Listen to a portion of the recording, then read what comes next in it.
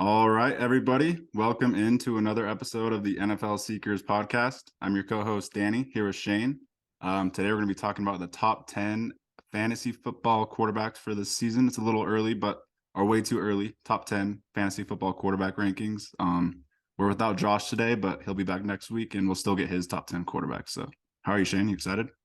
I'm doing good. Yeah, I'm excited to talk fantasy. It's fun to start getting into this time of the year. Yep. And before we get into our top 10 rankings, let's talk about some news that's pretty relevant to fantasy that's just came out. I guess we'll talk about a little bit older news first. We'll talk about the Aaron Rodgers trade just because that really applies to this episode. I know Josh for a fact will have Aaron Rodgers in his top 10 because he loves Aaron Rodgers in fantasy. I'm not the same personally, but I do think Garrett Wilson's outlook at the very least is just brilliant with Aaron Rodgers. You know, he loves staring down those receivers in the red zone, and I think he's going to be targeting Garrett Wilson a lot. So I think if anything, Garrett Wilson's value is the one that's shooting up the most. Absolutely, Garrett Wilson he's skyrocketing, but also, I mean, I feel like not much is changing because we've known this is going to happen. It's just now that it's official, it feels good to actually be able to talk about it. But Garrett Wilson, and then guys like Allen Lazard. I mean, who knows what Corey Davis's role will be? But Allen Lazard and Garrett Wilson, they're going to be, and I mean, they could be. So I mean, not necessarily Garrett Wilson. He won't be drafted too high, I don't think at all. Allen Lazard could be drafted too high as a wide receiver too, but with the production from Aaron Rodgers, like I don't know. I guess we'll see. Yeah, I'm interested with Allen Lazard because everyone was kind of bullish on taking him last year. And this year they've got a lot of receivers with Corey Davis, who's a little bit redundant. So I don't know where Lazard's going to go, but he obviously already has a connection with Rodgers. So yeah, it's intriguing.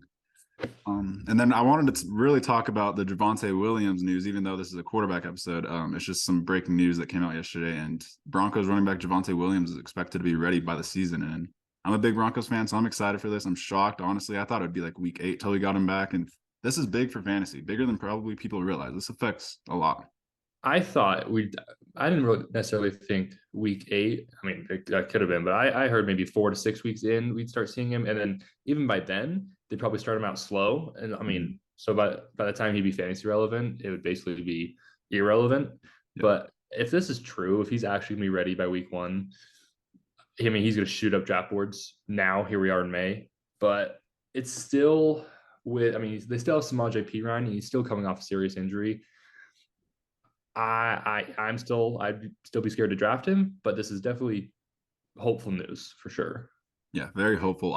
We did our last episode was our fantasy football mock draft, and I was not even taking Javonte pretty late. And now this just completely changes everything for me. I'm totally down taking him pretty early.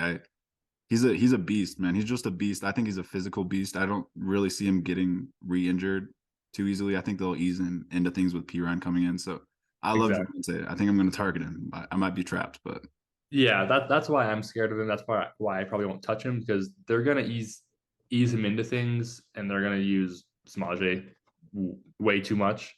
Mm-hmm. Not too much, but for fantasy reasons, I don't know, it's scary. When did he get hurt? He tore his ACL, right? He got hurt against the Raiders. I think it was week 2. It was week 3, actually. Week 3 in Vegas. Okay. So he tore his ACL, but he also tore a few different things. It was like really bad. Yeah. Like, yeah. So I was thinking, I remember I talked about Breece Hall in our fantasy mock draft, and I didn't realize it was 5 weeks earlier that Javonte got hurt. So I don't know. It's crazy how different timelines are sometimes, because it seems like Breece Hall was going to be good to go, and then Javonte Williams was a question mark, but now it sounds like he could be ready week 1. Especially with Cam Akers last year, it kind of just threw everything off injury timeline wise. But yeah, Breece Hall, it does kind of make you question it a little bit, but obviously this is just great optimism for any running back coming back from injury. These young running backs are so fun. I have both Javonte and Breece Hall in our dynasty league, so I'm really excited for him. But yeah, I need him back. But do you want to get into our top 10 rankings then? You ready? Yeah, let's get into it. All right. So I did want to say before we get into our honorable mentions, we're going to do one honorable mention per person and then our top 10. I find it hard to wait and take a quarterback. So I like these back end quarterbacks. I never find myself taking. I always find myself taking a quarterback pretty early. I don't like hedging my bets on these later round quarterbacks. I understand it pays off a lot. I personally like having a top quarterback and not worrying about it later in the draft. I feel like I always tell myself my strategy going into our fantasy drafts is I want to draft a quarterback in like the later rounds, like the 8, 9, 10 rounds. But then that never happens to me. For me personally, I feel like last year I drafted Patrick Mahomes because he just happened to be there and it felt like too hard to pass up. And then once you have a taste of it for one season, like that's all you want. You want one of the elite quarterbacks. But I feel like especially this year, there's so much value in these later round quarterbacks. Maybe 6, 7 through 10 and on. So maybe I will try that strategy this year with the later round quarterback. There's a lot of potential for these later guys. Definitely, with people like Herbert and Trevor kind of following with their emergence of Fields, I could definitely see some of these later round guys paying off. But I'll get into my first honorable mention, and that's going to be Tua Tagovailoa.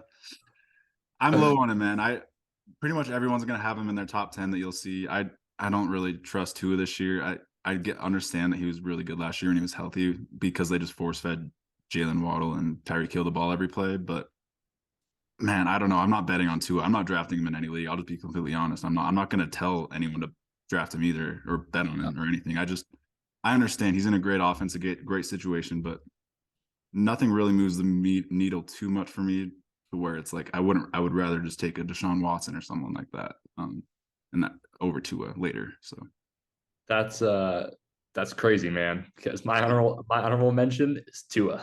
Oh wow, okay. Well, I'll put that in there. Yeah, I mean, like you said, he has the only really he's gonna have those big boom games. He had a couple of them last year. He's gonna have those. That's because he does have those elite weapons. But I wouldn't be surprised if he doesn't finish in the top 12. But come January next year, and if he's not in the top 12, I wouldn't be surprised. Okay. So I think we're both just on the same page where it's just we wouldn't really hedge our bets on a Tua coming off a concussion, a few concussions. Yeah, that's the other thing. The injury concern. There was talks like he should just retire. I mean, if he has one more hit like that, he could legitimately be done. It's definitely scary. I don't trust it at all. I'm not. Maybe next year, if he proves to stay healthy all year and do what he did last year when he was healthy, then I'll take him pretty high next year. I respect him. I'm not betting on him for fantasy wise. Same. And then we'll get into Josh's honorable mention. We'll just mention his rankings since he's not here, but we did want to say his rankings. And his is Jared Goff, a little bit high for Jared Goff, but he had a great season last year and he's got some good talent to already this year. So totally. I don't think you have Jared Goff in your top 10, do you? I don't think either of us do. So that's the only time we're going to be talking about Goff today. Yeah. And then I'll get into my number 10. That is going to be, I just said his name, Deshaun Watson. Yeah. I don't know. It's kind of. I was torn on it. I was torn on him when I was doing my rankings. Yeah, it's kind of a gut feeling, really. When I was doing my rankings and I just thought about his connection with Elijah Moore, I was kind of just getting excited. I feel like they're going to be pretty good together. And I like Amari Cooper, Donovan Peoples-Jones, and they had David Bell from last year, and they brought in Cedric Tillman as well. So they got Njoku, right? Yeah, they got Njoku. I think Njoku's going to have a great season, but I just think Deshaun Watson, a year removed from all the craziness, no matter what you think, obviously it doesn't matter. He's playing this year, so I don't have him in my top 10, and that's just because how he looked so terrible when he came in those last couple of weeks. I mean, I wasn't expecting him to look necessarily good, but I was expecting him to at least do a little bit better, if not the same as Jacoby Brissett. He was terrible. Amari Cooper, he plummeted. He was irrelevant by the time Deshaun Watson was starting. And I mean, I felt that personally. That was, I had Amari Cooper in fantasy, and that was come fantasy football playoff time. He was terrible. So I can definitely see after having a full offseason of preparation, I wouldn't be surprised if he is in the top 10. With how bad, I was shocked at how bad he looked when he started last year. Yeah, I was too, because he was so good with the Texans, and then he came out with the Browns last year and just looked unprepared and not ready and not fully fit. I don't know what was going on, but I just watching him a few years ago with the Texans, I know that this guy can be a top 5 quarterback in the NFL, and he lit up fantasy as a rookie. I think he's not going to be drafted as a top 10 quarterback, by the way. He'll probably be drafted as like the quarterback 13 around that. So that's what kind of why I have him here over Tua as well. I would rather just wait and take Watson and another dart throw later, like a rookie. But yeah, I'm just going to put Deshaun Watson here at 10. I am somewhat optimistic about the Browns this year.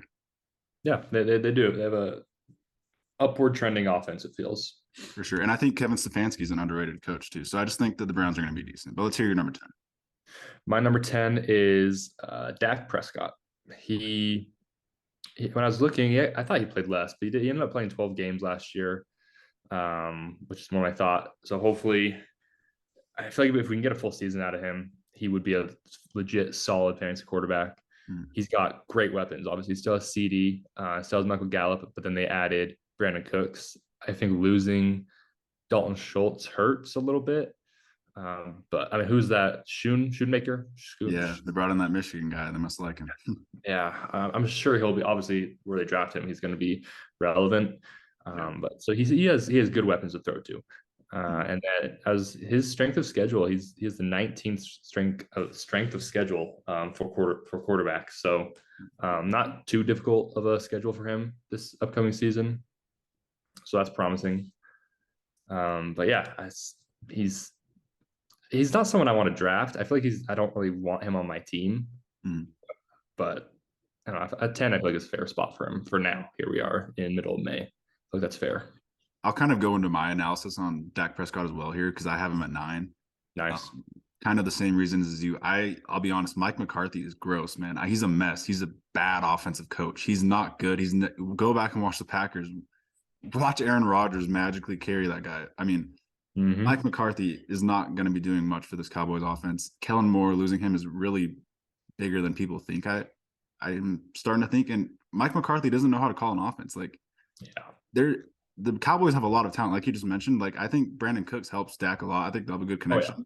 Those rookies will help him. But man, Mike McCarthy calling plays is pretty frightening to me. I'm not taking Dak Prescott either in any of my leagues. I'll be honest, him or Tua. I don't know. Dak is always a pretty solid option in fantasy, but this year with Mike McCarthy, I just think I'm staying away. And he has had injury problems lately, being inconsistent lately. I don't like Dak this year. Bad vibes. And with their defense being as good as it is, I don't know. I have bad vibes for him. I'm kind of surprised I ended up having him at 10, but he's still good NFL quarterback. He's still always a solid option. He'll throw touchdowns as CD, and I'm sure Brandon Cooks will have a pretty good season. So I'm not ultimately too worried, but I'm just not taking him where he's getting drafted. And like you said, his security, his safety blanket, Dalton Schultz is gone, and he has unproven tight ends in there. So it's going to be a little bit of a learning curve with the new offense. So we'll see how that goes. Josh's number 10 was Aaron Rodgers. Like I said earlier, he really likes Aaron Rodgers. We already kind of covered Aaron Rodgers' outlook as well. Yeah. But yeah, Josh is just pretty much higher on Aaron Rodgers than everyone else. But I think do you think he could finish top 10 this year? I don't think it's not crazy. Yeah. It's not crazy. I don't think if he finishes 10 or 9, I don't think I wouldn't be surprised, but I just truly can't see that. I don't know, like thinking about kind of like if he maybe gains some momentum, that defense starts playing really good. He like kind of rejuvenates his athleticism, starts running more. I could see an upside where Aaron Rodgers does finish top 10 for sure with all that talent. I don't know. We'll see. Yeah, the talent with all those weapons he has.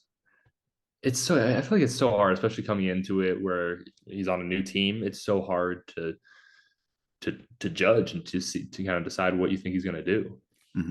Yeah, definitely a interesting outlook on Aaron Rodgers, but I'm excited to see where he gets drafted. Let's hear your number 9. My number 9 is Daniel Jones. Ooh, Giants. Daniel Jones. So he doesn't have like one standout elite wide receiver, but the wide receiver room as a whole is very solid. I mean, he's got Isaiah Hodgins, who broke out last year. So you got Isaiah Hodgins, Darius Slayton, Paris Campbell, Wandale Moore. He got hurt last year, so he didn't play like too much. But when he did play, Wandale Moore looked good. Sterling Shepard, who's a seasoned veteran, Jalen Hyatt, the rookie, and obviously Darren Waller. Darren Waller, that's going to help him out a ton. So those weapons he has I honestly feel like he's going to finish higher than 9, but I feel like 9 for now is a fair ranking for Daniel Jones. Yeah, I'll be honest. I don't have him in my top 10. He's just not the flashiest, and his upside isn't crazy. But I do like him. I don't mind him around 10. I'd draft him. I look for rushing upside in my quarterbacks. Yeah. When I want to draft them, and he averaged 6 rushes a game last year. That's a good amount of rushes. That adds value to his fantasy value. And He also really does present a rushing upside with that Dable offense. They like to scheme him up some runs. He does have some crafty running in him. So I mean, he signed that new massive 4-year, $160 million deal. He's kind of got to live up to that. And he only had 5 interceptions in 2022. He was third best in the league. So that's nice to see. He's getting much better as a quarterback. He's not really careless anymore. And I made a noise when you said Darren Waller because that addition, I love it. I have a note in my notes which is just it just says fantasy. It's just like my 3 favorite fantasy players for this year, just for me to remember. And Darren Waller is the first guy on that list. I just love his outlook with Brian Dable running that offense, and Daniel Jones is just such a reliable, accurate quarterback. I think they're gonna have a really good connection. I really hope Waller stays healthy because in fantasy, we'll get to the tight end episode in a few weeks. But yeah, I'm excited for Waller. I'm very excited for him. It's gonna be fun. Yeah. And Josh's number 9 was Dak as well. So he's on the same wavelength as me. And we will get on to my number 8, which is Trevor Lawrence. Had a fantastic season last year. He's a really fun young quarterback prospect, really athletic. Great coach. Yep, he's got a great offense, and they're a great talent. Calvin Ridley coming in is going to help him a lot, I think. I think they're going to have a fun connection. Lawrence is a really smart and accurate quarterback, and I think Ridley will get open for him easily and be that number 1 in that offense and make Kirk and Zay Jones' jobs easier. And I think Trevor's going to have a pretty solid season just like last year. I think he finished, quarterback 7 last year? Right around there, 7 or 8. So, yeah. So I guess that's a pretty easy segue into my number 8. My number 8 is also Trevor Lawrence. Oh, perfect. Oh, yeah, he was number 7 last year. Okay. He was 7. Okay. Yeah. So I also have Trevor Lawrence at 8. Not much else to say. I mean, he's still so young. He's only 23. Mm-hmm. He had over 4,000 passing yards last year, which was ninth in the NFL. I mean, that's for a second-year guy. That's awesome to see with those, and then with those weapons he has. I want Trevor Lawrence, although he probably will shoot up draft boards and be more like a 5th, 6th round guy. But he's I guess you could say a later round guy I would want if I were to go for a later round guy. Yeah, and for me, there's 2 guys. The next 2 guys I have on my list are in the same tier as him. So I really do love Trevor's value.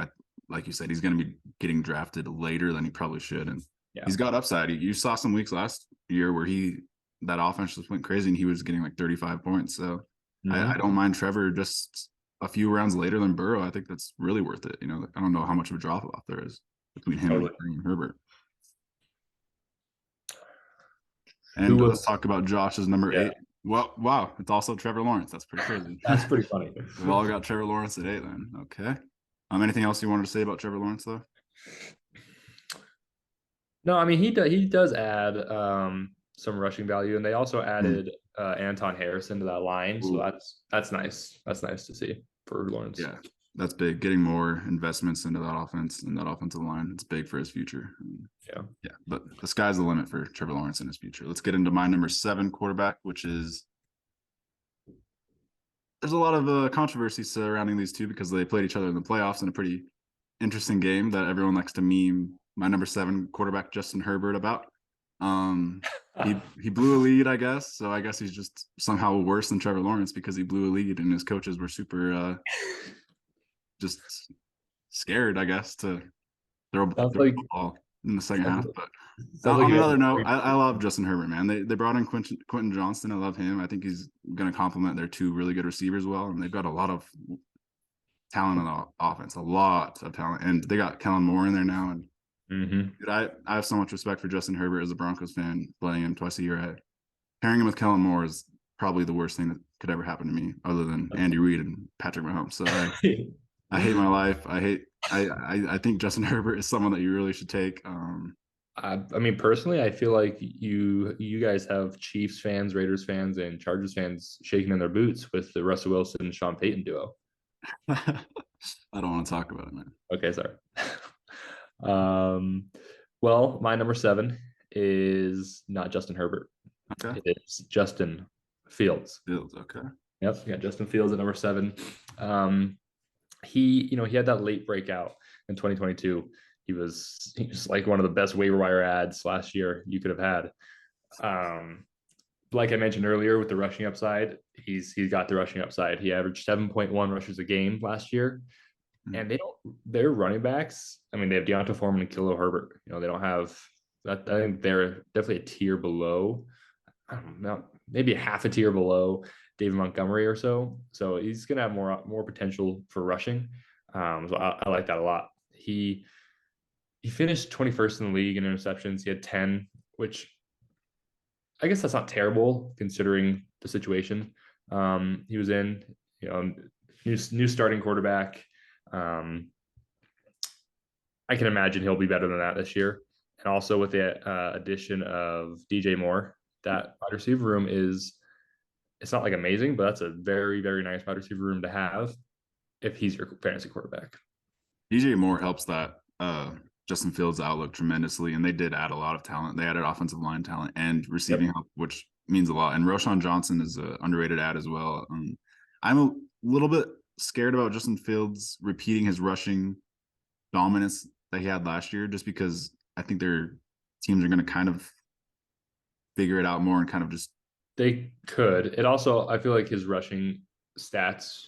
I mean, this is also just him. He's probably maybe he'll do it again, but some of them Yeah, got kind of. I guess you could say kind of got buffed with. He had some massive runs that he was breaking some crazy, Yeah, ridiculous runs. And props to him. He's a ridiculous athlete that we don't see often in the NFL. I love Justin Fields. He's fun.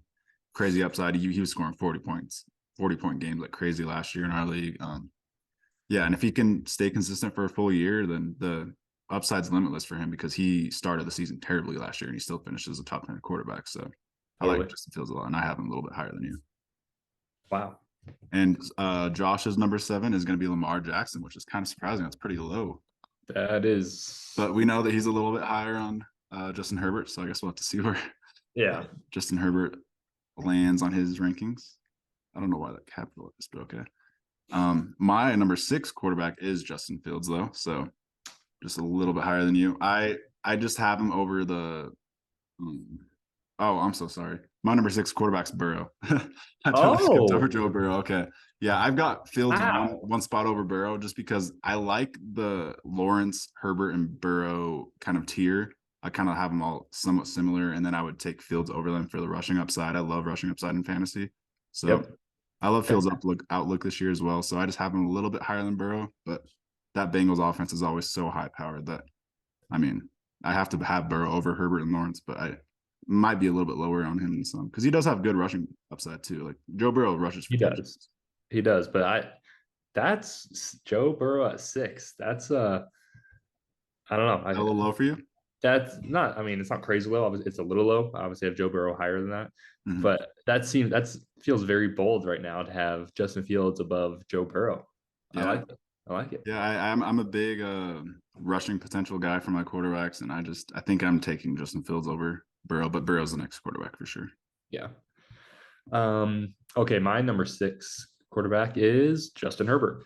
I know we already talked about him, but he when I was looking at stats, he had a lot more passing yards than I thought. He finished second with just over 4,700 passing Isn't yards. that crazy? I did not realize he had that many passing yards. It didn't feel like that type of season last year. Mm-hmm. Obviously, with the addition of Quentin Johnston, um, I feel like he may. It's hard, we're only in May, middle of May. There's a good chance with his down season he had last year, he's going to outperform. I feel confident he's going to outperform his ADP for where he's drafted in fantasy drafts this year. I feel like he's going to outperform it. Mm-hmm. Yeah, I'm pretty confident in that as well. I think Herbert can't have another bad season. Last year, he was playing with broken ribs all season. He didn't have any rushing upside at all. He's going to run it a lot more this year. He'll get more rushing touchdowns. I promise you. They're going to do quarterback sneaks because Kellen Moore is an actual smart offensive coordinator. Mm-hmm. I'm pretty high on Justin Herbert this year. Yeah, And obviously, like we mentioned, with the addition of Kellen Moore, that's exciting. mm-hmm. Kellen Moore is big, and I wanted to say Stacks is really big in this tier of these quarterbacks. Like if you drafted Jamar Chase in the first round, take Mhm. Burrow over Fields. If you drafted DJ Moore, take Fields over, some of these guys. Like, Totally. I feel like the way your draft goes affects your quarterback rankings in a way, especially like I said, how Trevor, Justin Herbert, and Burrow are all kind of in the same tier. If you're deciding between those guys, you could wait around, get Lawrence, and realize you already have Calvin Ridley in your flex. Like um, I think stacks really do affect these quarterbacks and where they should go. Yeah, I love having a stack on my team, whether it's a quarterback, wide receiver, or depending on the tight end, quarterback, tight end, and Mm, Lawrence, Fields, Herbert, Burrow, any of those guys, you can have an amazing stack with the weapons they have if you have one of those guys.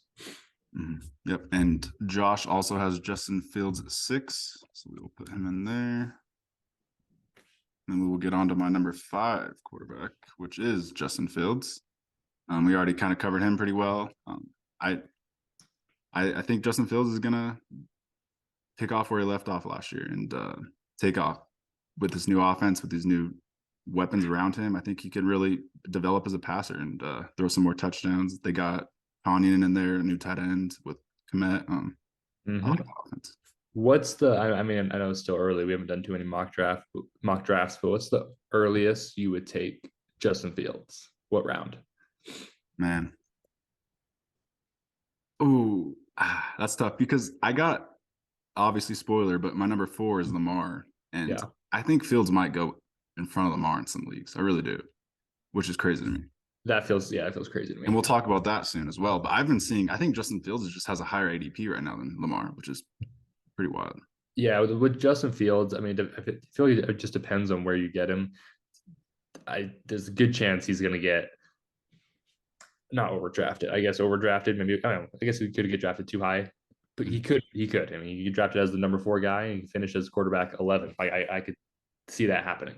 You never know. And like you said I was high on Fields because I have him over Burrow. I think honestly, after the top 4, I kind of just have a drop off to where I don't know if I'm going to be drafting these guys until at that point. I think after the top 4, I'm just going to wait for like a Deshaun, and then I'll add Aaron Rodgers and Tua, or a Bryce Young or CJ. Or Gino. Yep. Yeah, or Gino, which is going to be ridiculous value. I mean, they added JSN. We probably should talk about him because we're not going to talk about I almost had Gino as my honorable mention. Yeah, me too. I mean, they added JSN and he was so good last year. How can that offense really slow down much? I mean, they got figured out at the end of last year, but he wasn't bad in fantasy. He was still throwing touchdowns. But let's hear your number 5. My number 5 is Joe Burrow. I feel like we've been talking about the same guys. Yeah.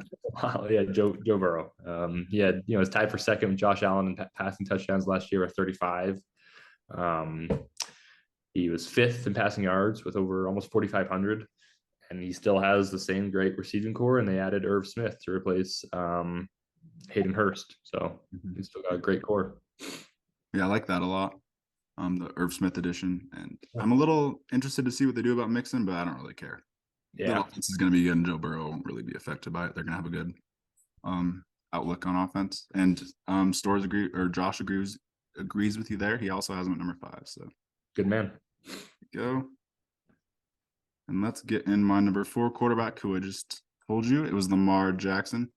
I love Lamar this year, bro. Todd Monken coming in with Odell coming in with Zay Flowers coming in. I mean, that's pretty crazy. They really did make a priority to make a more exciting and explosive offense. And they got Bateman coming back from injury. Devin Duvernay is going to be like their 4th receiver now. I love that a lot. And yep, the running game is going to be better. And Lamar has crazy rushing upside, some of the best we've seen. And he's gone as quarterback 2 sometimes the last few years. And I think he's going to have some great value this year. Like I said, he was going behind Fields in some drafts I was doing. So I'm taking Lamar.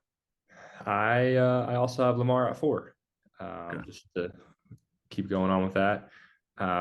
They also, I didn't realize this when I was looking at that. It doesn't matter that much, but they added Nelson Aguilar. That's someone. I mean, if you want to talk about Odell so much, may as well mention Nelson Aguilar. So he's got good weapons, but that rushing upside, if he could stay healthy, man, he's gonna have a great season. So pretty crazy to see Josh have Lamar at 7, but yeah. I don't know about that. We'll talk to him about that. Yeah. But yeah, overall, Lamar Jackson, just an explosive athlete, one of the best we've seen at this quarterback position. And he's just so fun, and he's fun to have in your team. Last year I stacked him with Mark Andrews, and it didn't work out well for me, but it was fun. You went with the wrong quarterback tight end stack. I did. Yeah, you got Mahomes and Kelsey, and it really Yeah. paid off there. You paid a lot for it, and it really paid off. I mean, you didn't end up winning, sadly, but At it least paid they off. made the You had a good playoffs. team. Yeah, you had a good team. All right, let's get Josh's number 4 quarterback, and that is going to be Jalen Hurts. Okay. Wow. All right, so a little bit low on Jalen Hurts. That's interesting. Lower than Justin Herbert. All right. I just realized. We'll transition to my number 3 quarterback, which is Jalen Hurts. You can just add my number 3 because my number 3 is also Jalen Hurts. Jalen Hurts. Okay. Yeah, Uh, I'll be honest. I have him pretty much tied with my number 2, Josh Allen. Spoiler alert again. Yeah. But Yeah. I I struggle to just decide between Josh Allen and Hurts. I think Allen's just a little bit better of a passer, so I give him the edge. But man, it's tough. I mean, since we're talking about both of them, I also have Josh Allen at 2. Jalen Hurts, I mean, he had a great season, made to the Super Bowl. But Josh Allen, do you know how many interceptions he had last year? Do you like what would be your guess? I don't know the exact number, but it was a lot. What, 20? Maybe. Yeah, he finished 30th. He finished 30th in the league. There were 29 better quarterbacks as for interceptions. He had 14 interceptions last year. Oh wow. Yeah, that's not good. And I, he had some fumbles too. He was really playing some careless football at the end of the year, and it kind of turned me off in these rankings. I had to put Mahomes over Josh in these rankings, and I almost put Hurts over him as well. Totally. I feel like I might even move Jalen Hurts up above Josh Allen come, in a couple months here.